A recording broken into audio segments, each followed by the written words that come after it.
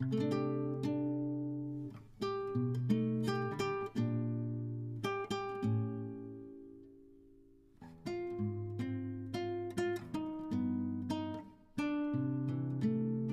ব্যাকরণ পড়তে গিয়ে আমরা কম বেশি সবাই নাস্তানুবাদতার শিকার হই।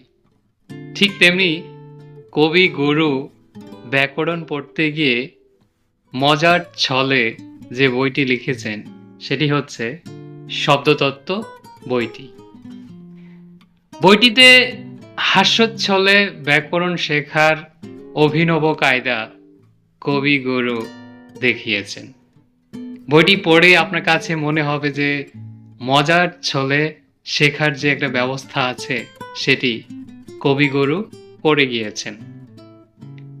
বইটি পড়তে পড়তে অনেক জায়গায় আপনি দেখবেন কবি গুরু যখন ব্যাকরণের মার পেঁচে অতিষ্ঠ তখন তিনি বলেছেন এর উত্তর আমার জানা নেই, ভালো কোনো বৈয়াকরণিকের দ্বারস্থ হতে।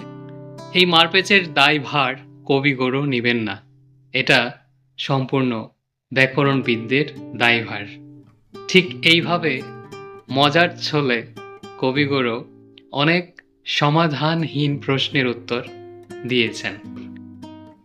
বইটি পড়ে ব্যাকরণ সম্পর্কে কবিগুরুর যে ধ্যান ধারণা ছিল সেটি সম্পর্কে আপনি খুব ভালো একটা ধারণা লাভ করবেন। পরবর্তীতে কোন বইয়ের পর্যালোচনা আপনারা চান তা কমেন্ট বক্সে লিখে জানাবেন।